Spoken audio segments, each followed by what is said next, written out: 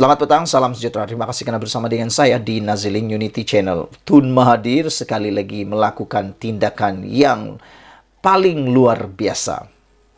Dulu Mahathir tinggalkan UMNO kerana tak suka dengan Najib.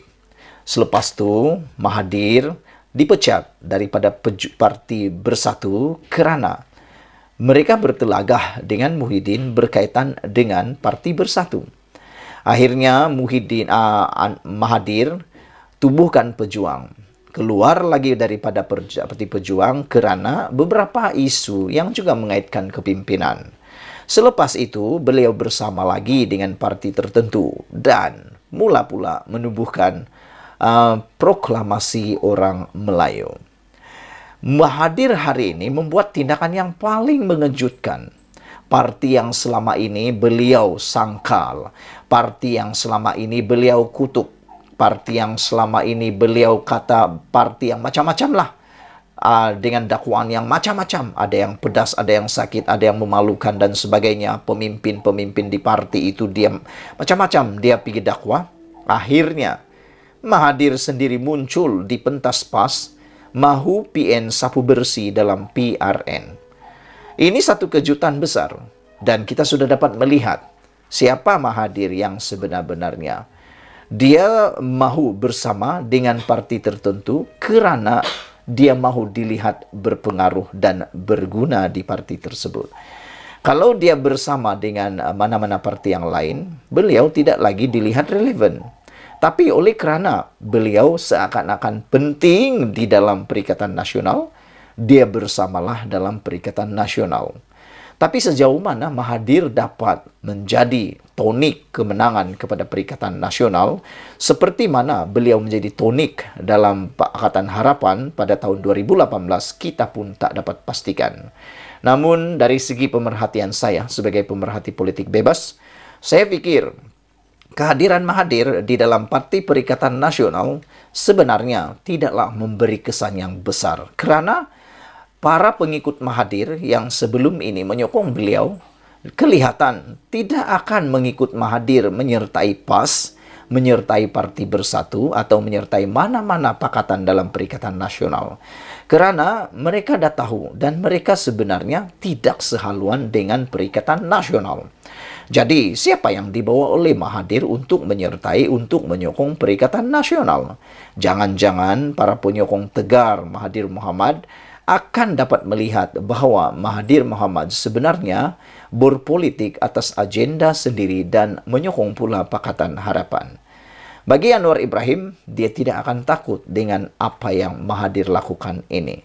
Kerana sudah dilihat, Mahathir telah ditolak oleh rakyat semasa pilihan raya PRU baru-baru ini, sehingga kan semua parti yang diwakili oleh Parti Pejuang telah pun kalah teruk sehingga semuanya tidak menang, tidak dapat lagi wang cagaran atau deposit mereka.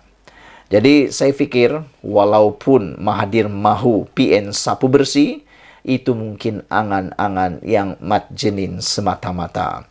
Membuat kemunculan pertama di pentas Perikatan Nasional, bekas Perdana Menteri Mahathir Mohamad malam tadi menyeru pengundi agar memberi kemenangan kepada gabungan itu dalam PRN akan datang. Dia yang bercakap di hadapan ribuan hadirin di Stadium Sultan Muhammad ke-4, Kota Baru, Kelantan, berkata PN perlu menyapu bersih dan menang di ke-6 negeri terbabit. Tak tahulah kenapa Mahathir mahu Perikatan Nasional menang. Adakah ada kepentingan untuk beliau? Kita pun tak tahulah. Kita akan ada PRN, ada 6 negeri, kata beliau. Saya harap dapat sapu bersih. Kita semua orang Melayu, ramai yang berkata orang Melayu berpecah dan tak mungkin bersatu. Tapi malam ini kita dapat lihat pemimpin Parti Melayu berkumpul di sini, kata beliau. Yang saya hairan, siapa sebenarnya yang selalu cakap Parti Melayu, orang Melayu berpecah? Anwar tak pernah kata, tapi Mahathir lah yang selalu mencanangkan perkara tersebut. Dia kata orang Melayu berpecah, orang Melayu perlu disatukan dalam proklamasi Melayu. Jadi dia mencanangkan perkara itu seakan-akan mengena diri sendiri. Walau bagaimanapun, kita memuji tindakan Mahathir kerana walaupun sudah terlalu tua, tapi masih lagi menguatkan diri untuk coba mahu mengalahkan Anwar Ibrahim. Mahathir kata suatu masa dulu kita digelar harimau Asia. Hari ini sudah jadi kaki stokrasi. Yalah, kita tengoklah nanti sejauh mana Mahathir membawa kemenangan kepada Perikatan Nasional, ataukah dengan kehadiran Mahathir Mohamad di dalam Perikatan Nasional akan lebih membawa kerosakan terhadap parti itu. Mahathir ini sudah 3 kali melompat. Dia bolehlah digelar sebagai Raja Kaki Lompat Gabungan. Betul kan? Dulu dia gabungan Barisan Nasional. Selepas itu ikut pula gabungan Pakatan Harapan dan juga Bersatu. Akhirnya hari ini dia ikut lagi Perikatan Nasional. Tak tahulah lepas ini nak lompat di mana lagi. Semoga dia tak sempatlah mencipta kontroversi yang seterusnya. Sekian dulu untuk kali ini. Jangan lupa tinggalkan komen Anda, tekan butang subscribe. Kita jumpa lagi. Bye-bye. Selamat petang, salam sejahtera. 3 jam, 4 jam, 5 jam selepas Anwar Ibrahim saman Muhyiddin Yassin, ini yang berlaku kepada Muhyiddin Yassin. Sebelum kita teruskan ulasan ini, jangan lupa tinggalkan komen Anda. Pertama sekali, apa komen Anda apabila Anwar Ibrahim menyaman Muhyiddin Yassin 200 juta? Karena sebelum itu, Muhyiddin kata dia yang akan menyaman Anwar Ibrahim. Tetapi sehingga ke waktu konten ini dibuat, saya belum lagi melihat atau nampak atau mendapat maklumat daripada mana-mana media yang mengaitkan Muhyiddin menyaman Anwar Ibrahim dengan jumlah tertentu atau dengan perkara yang lebih tepat. Namun demikian, Anwar Ibrahim pula yang menyaman Muhyiddin dan menyatakan supaya Muhyiddin memohon maaf dalam masa 24 jam selain tanpa bersyarat dengan nilai 200 juta. Itu sebabnya netizen sibuk meramal bahwa kalau Muhyiddin kalah dalam pertuduhan kali ini, mereka meramalkan Muhyiddin akan jadi muflis dan bankrupt. Dan apabila Muhyiddin jatuh muflis dan bankrupt karena tak mampu bayar RM 200 juta itu, beliau akan bakal kehilangan kerusi Parlimen Pagoh dan dia tidak akan dapat lagi menjadi Perdana Menteri sehingga beliau dilepaskan daripada kebankrapan tersebut. Itu pun kalau Muhyiddin Yassin kalah di dalam saman tersebut. Karena kalau Muhyiddin tak mampu bayar 200 juta itu, maka beliau boleh diisytiharkan sebagai orang yang bankrupt, muflis dan secara langsungnya kehilangan kelayakan untuk menjadi ahli parlimen maupun apa-apa jawatan dalam politik. Namun, dengan beraninya, selepas beberapa jam Anwar Ibrahim menyaman Muhyiddin Yassin, Muhyiddin kata, saya tak bersalah, kita jumpa di mahkamah. Bagus. Inilah yang kita tunggu, keputusan seperti inilah yang kita tunggu. Yaitu kebenaran ditentukan di mahkamah. Kerana sekarang ini, media sosial masih boleh diharap, tetapi amat-amat meragukan. Hanya mahkamah yang boleh kita percayai dan boleh menilai, memberitahu kepada kita siapa yang betul, siapa yang salah. Kalau dalam media sosial ini, biasalah. Makin sedap, makin orang suka. Makin panas, makin orang suka. Ditambah garam, ditambah Ajinomoto supaya lebih sedap. Ditambah dengan cili, apinya, belacannya, macam-macam. Supaya lebih sedap dan lebih disukai ramai beritanya. Jadi itu sebabnya saya setuju Muhyiddin Yassin teruskan menerima saman Anwar Ibrahim itu dan jumpalah di mahkamah nanti. Apa pendapat kamu semua? Adakah Anda setuju dengan saya supaya Muhyiddin perlu berada di mahkamah? Dan dengan itu risiko besarnya ialah kalau Muhyiddin kalah, dia akan mungkin kehilangan Parlimen Pagoh karena 200 juta itu bukan sedikit jumlah yang sangat besar untuk dibayar. Kalau Anwar Ibrahim kalah, paling-paling pun beliau perlu membayar kos guaman. Tan Sri Muhyiddin Yassin menegaskan beliau tidak bersalah dan bersedia untuk berdepan Perdana Menteri Datuk Seri Anwar Ibrahim di mahkamah berhubung isu pelupusan hutang Peneroka Felda. Pengurusi Perikatan Nasional PN itu berkata, beliau tidak takut Anwar Ibrahim walaupun disaman sebanyak 200 juta.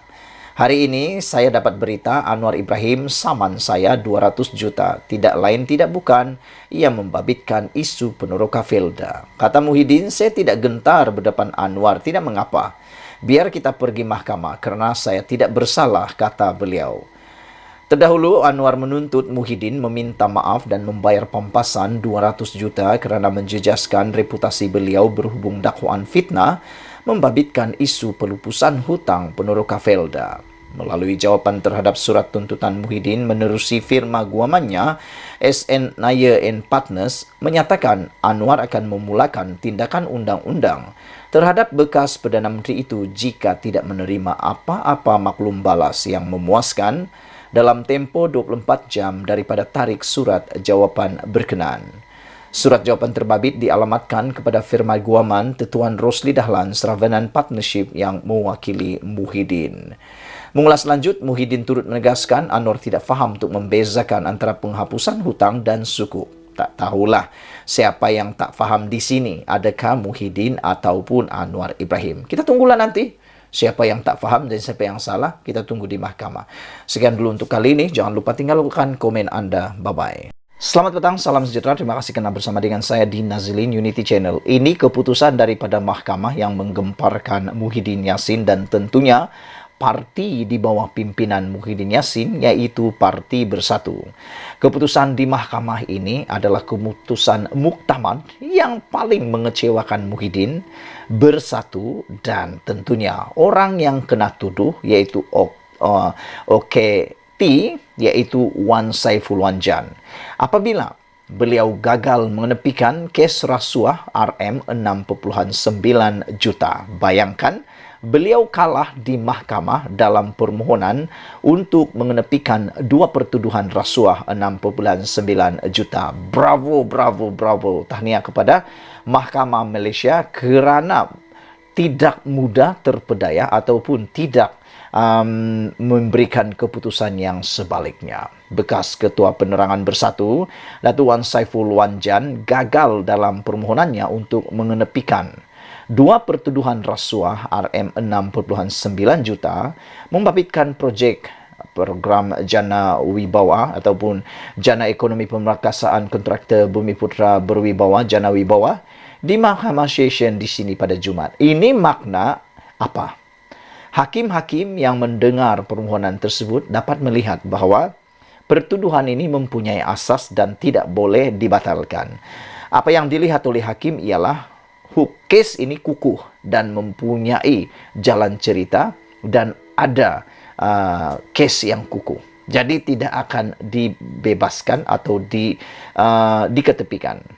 Kalau kes itu memang meragukan, kalau kes itu memang tak kukuh, kalau kes itu tiada jalan ceritanya, tiada cukup siasatan, tiada cukup bukti, pasti hakim akan menilainya dan akan membebaskan Wan Saiful Wanjan.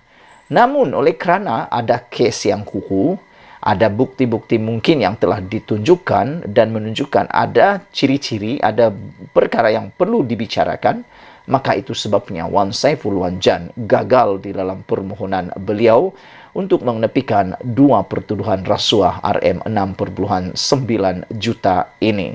Jadi yang di luar sana yang tak setuju dengan keputusan ini, Anda mungkin sedang menghina mahkamah yang ada di Malaysia, menghina keputusan hakim, menghina keputusan mahkamah. Jadi terima sajalah bahawa mahkamah atau hakim dapat melihat bahawa kes ini adalah kes yang kukuh. Hakim Rozina Ayub memutuskan demikian selepas mendengar hujahan tambahan daripada Peguam Amir Hamzah Arsyad yang mewakili ahli Parlimen Tasik Gelegur itu dan responden oleh Timbalan Pendakwa Raya Rashidah Murni Azmi dan Muhammad Afif Ali. Permohonan pihak pembelaan ditolak. Maka prosiding seterusnya dijalankan sebagaimana yang dijadulkan sebelum ini, kata hakim. Mahkamah menetapkan perbicaraan kes dibuat selama 8 hari bermula 25 hingga 27 Mac, 29 hingga 30 April tahun depan dan 20 hingga 22 Mei tahun depan, kata Rozina lagi. Beliau berkata pada 1 Disember depan, mahkamah tetapkan untuk pengurusan kes tersebut. Semasa prosiding, Rashida Murni berkata seramai 27 saksi akan dipanggil untuk memberi keterangan. Beliau turut mengesahkan bahawa semua dokumen telah diserahkan, namun senarai saksi akan dibekalkan dalam masa terdekat. Pada 29 Mei lalu, Wan Saiful memfailkan permohonan untuk membatalkan dua tuduhan itu dengan alasan pertuduhan dikemukakan ke atasnya adalah cacat. Semasa hujahan, Amir Hamzah berkata dua pertuduhan terhadap anak guamnya adalah cacat kerana tidak menyatakan secara khusus tarikh kesalahan dilakukan.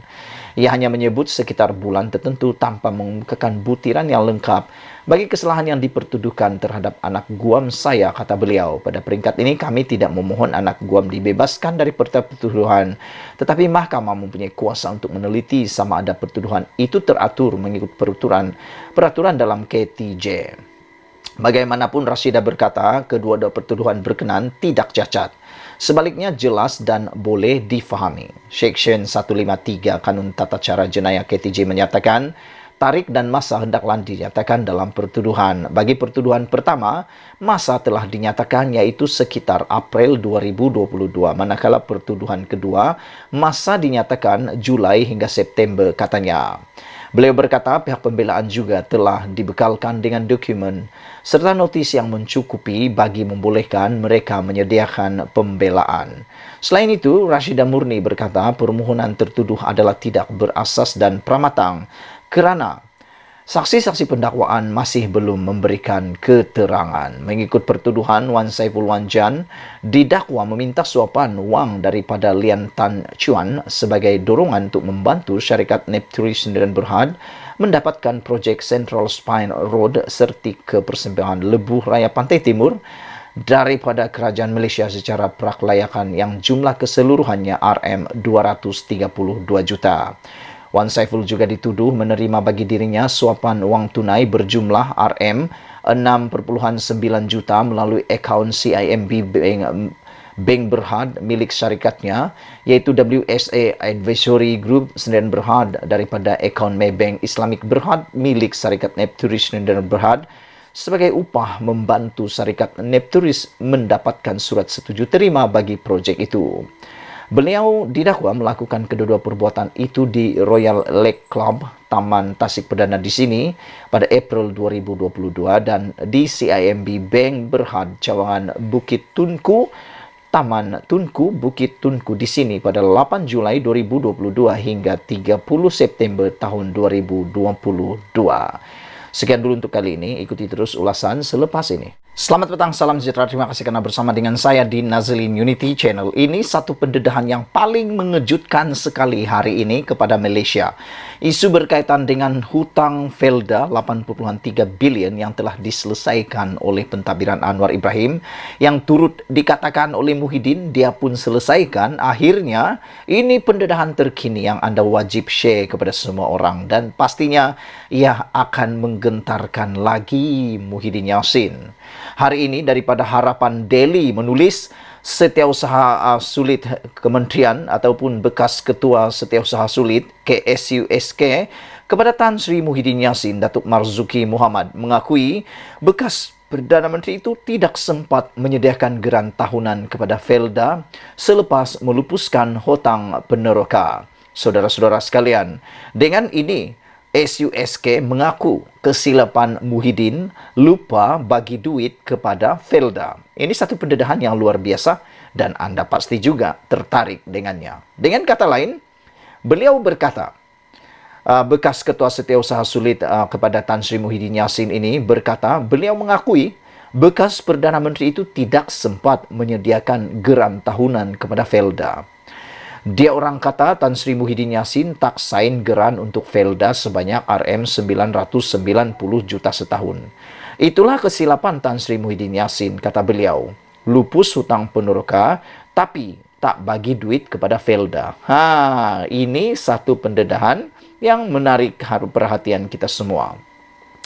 Mereka ni lupa kot, kata beliau. Selepas lupus hutang tahun 2021, maka geran tahunan kepada Felda paling awal pun bermula tahun 2022.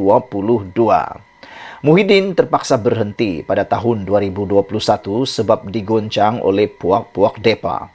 Macam mana Muhyiddin nak sediakan geran tahunan kepada Felda untuk tahun 2022, 2023 dan 2024 dan seterusnya? Kalau dia dah berhenti tahun 2021, katanya dalam satu hantaran di Facebooknya hari ini. Saudara-saudara sekalian, jadi dengan ini masih beranikah Muhyiddin Yassin menghadap saman daripada Anwar Ibrahim sebanyak 200 juta tersebut? Walau bagaimanapun terkini yang kita temui ialah Muhyiddin Yassin mungkin akan meneruskan tindakan saman terhadap Anwar Ibrahim dan bersedia.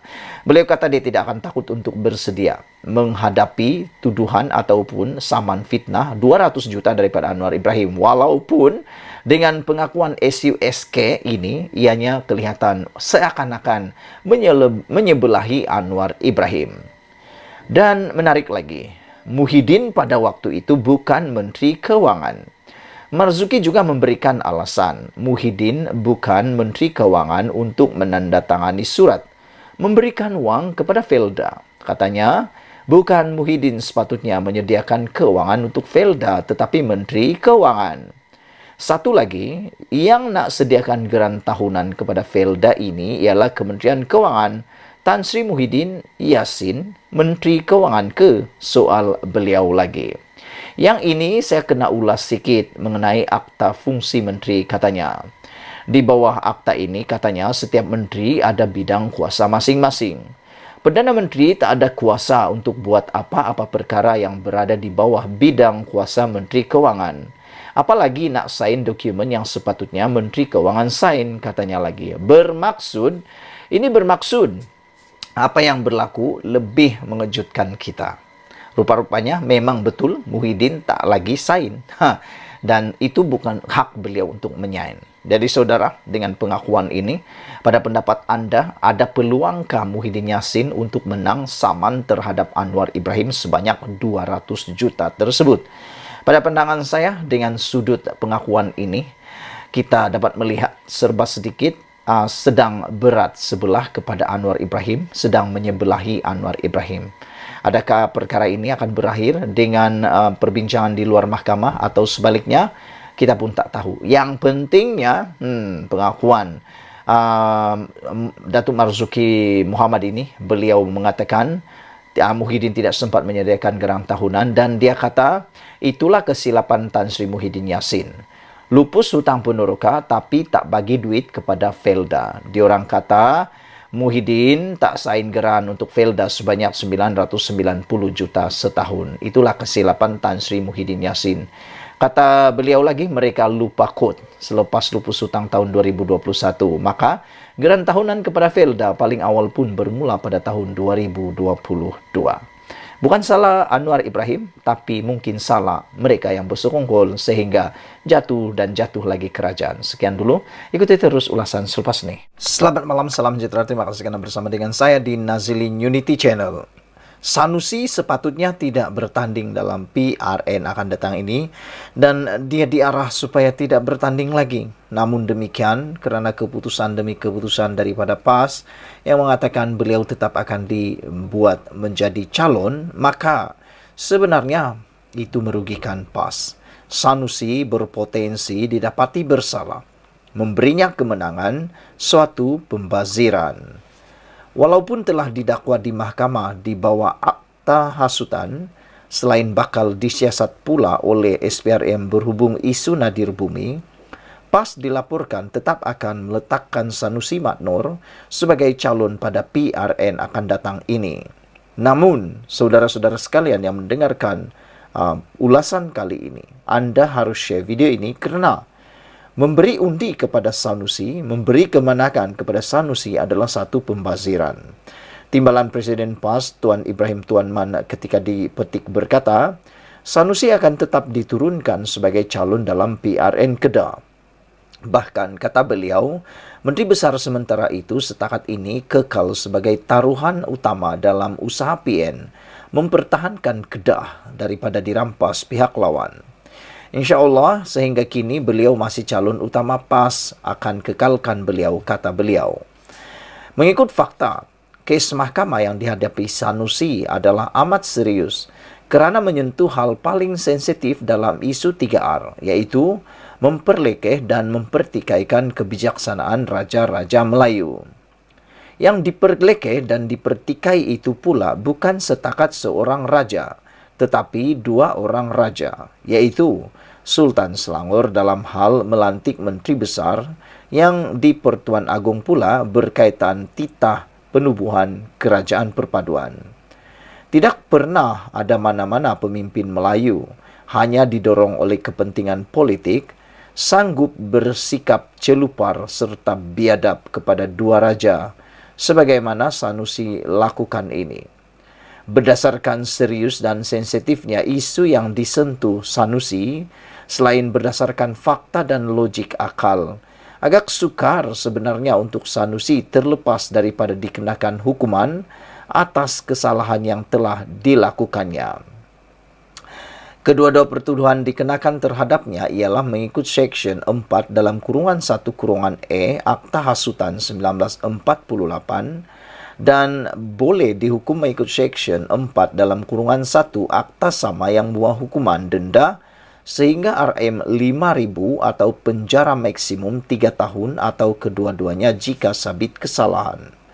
Dalam hal ini, jika PAS Semenanjung menghormati atau menjunjung penghormatan yang tinggi kepada raja, langkah terbaik ialah mereka tidak meletakkan Sanusi sebagai calon dalam mana-mana pilihan raya sehingga kesnya selesai.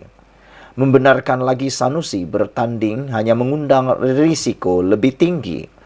Kerana jika menang dan kemudian didapati bersalah dan didenda melebihi RM2.000 oleh mahkamah, kedudukannya sebagai adun tergugur secara automatik. Selepas tergugur kedudukan sebagai adun, beliau sekaligus perlu meletakkan jawatan sebagai Menteri Besar Kedah. Pilihan selepas itu, satu pilihan raya kecil terpaksa diadakan semula. Tidakkah ini suatu pembaziran namanya? Untuk mengelakkan pembaziran masa, tenaga dan wang berikutan pendirian PAS tetap juga mahu mengekalkan lagi Sanusi bertanding, kebijaksanaan kini terletak di tangan pengundi-pengundi Kedah. Amat terpuji jika Sanusi tidak lagi diberikan undi kemenangan. Sama ada dengan memberi peluang kepada parti lain, minta parti lain pula memerintah Kedah atau mengalahkannya sebagai adun, tetapi kekal memenangkan PAS, maka rakyat negeri itu akan beroleh menteri besar lain yang lebih berwibawa, tidak merapu dan tidak mencemar institusi raja seperti perlakuannya yang memalukan itu. Saudara-saudara sekalian, apa yang pentingnya kali ini ialah adakah Sanusi akan diberikan kemenangan yang membazirkan? Sila tinggalkan ucapan Anda, komen Anda dalam ruangan komen, tekan butang subscribe. Kita jumpa lagi. Bye-bye.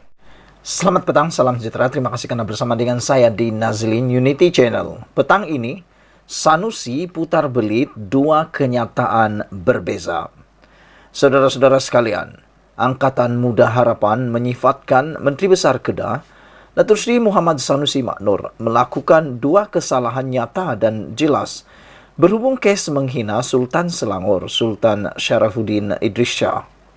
Ketuanya Daniel Al-Rashid Harun berkata, kesalahan pertama adalah kenyataan yang diucapkan oleh penyandang Dewan Undangan Negeri Dun Jenari itu yang menghina institusi kesultanan semasa berceramah di Selangor. Kesalahan kedua, katanya, Sanusi menyatakan telah mengemukakan surat permohonan maaf kepada Sultan Selangor, tetapi ketika dihadapkan ke mahkamah, Menteri Besar Kedah itu mengaku tidak bersalah pula. Menurutnya, persoalan yang timbul adalah kenapa Sanusi mengaku tidak bersalah, sedangkan beliau telah meletakkan satu asas bahwa dia sudah memohon ampun kepada Sultan. Apa semua ini tuan-tuan?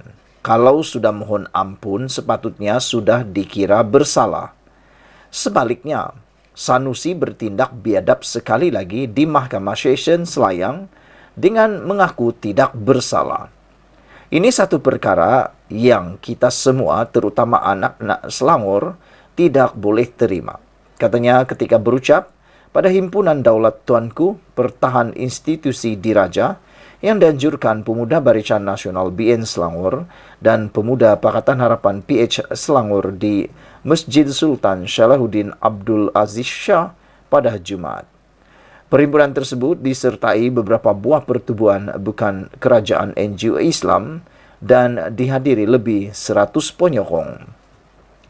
Hadir bersama Ketua Pemuda UMNO Shah Alam Muhammad Hafiz Rahman.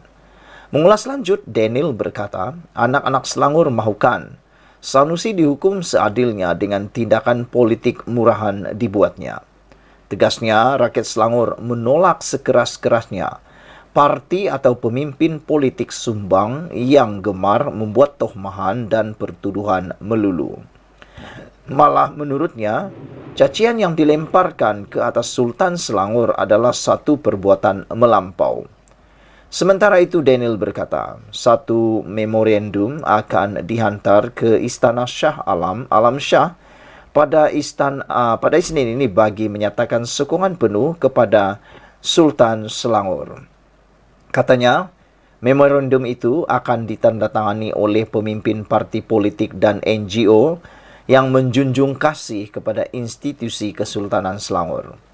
Kami akan memastikan tekanan demi tekanan diberikan kepada Sanusi dan Perikatan Nasional PN. Ia diharap dapat memberi pengajaran kepada semua agar sama sekali tidak menyentuh isu 3R, yaitu agama, raja, dan kaum apabila berpolitik, ujarnya. Sementara itu, Muhammad Hafiz berkata, Sanusi seharusnya menunjukkan contoh tauladan baik berdasarkan reputasinya sebagai pemimpin tertinggi. Tegasnya, Menteri Besar Kedah itu harus faham apa yang boleh disentuh ketika berucap atau berkempen. Sanusi perlu tunjuk contoh yang baik kepada kumpulan pengundi muda atau undi 18 yang baru hendak berjinak dengan dunia politik. Tunjukkan politik bersih kepada kumpulan pengundi baru dan bukannya secara mencaci atau memaki hamun. Oleh sebab itu, kita mahukan Sanusi dikenakan tindakan tegas dengan apa yang telah dia lakukan, ujar beliau lagi. Saudara-saudara sekalian, memang mengejutkan kita apabila kenyataan ini nampaknya terlepas pandang oleh ramai orang, yaitu dua kesalahan nyata dilakukan oleh Sanusi berhubung kes menghina Sultan Selangor, Sultan Sharafuddin Idris Shah. Menurut Ketua Angkatan Muda Harapan, Daniel Al-Rashid Harun, kesalahan pertama ialah kenyataan yang diucapkan oleh penyandang Dewan Undangan Negeri Dun Jenare itu yang menghina institusi kesultanan semasa berceramah di Selangor. Kesalahan kedua, katanya, Sanusi menyatakan telah mengemukakan surat permohonan maaf kepada Sultan Selangor. Tetapi ketika dihadapkan ke mahkamah, Menteri Besar Kedah itu mengaku tidak bersalah pula. Menurutnya, persoalan yang timbul adalah kenapa Sanusi mengaku tidak bersalah. Sedangkan beliau telah meletakkan satu asas bahwa dia sudah memohon ampun kepada Sultan. Apa semua ini? Kalau sudah mohon ampun, sepatutnya sudah dikira bersalah. Sebaliknya, Sanusi bertindak biadab sekali lagi di Mahkamah Sessions Selayang dengan mengaku tidak bersalah. Ini satu perkara yang kita semua, terutama anak-anak Selangor, tidak boleh diterima, kata beliau dalam perhimpunan Himpunan Daulat Tuanku hari ini. Sebelum kita berpisah untuk isu kali ini, jangan lupa tinggalkan komen Anda tentang isu kali ini. Adakah Anda juga telah terbuka minda, terbuka hati, dan terfikir tentang perkara ini? Sanusi putar belit buat dua kenyataan berbeza. Kita jumpa lagi, Malaysia kita punya, kita jaga sama-sama cintai Malaysiaku. Ikuti terus ulasan selepas ini.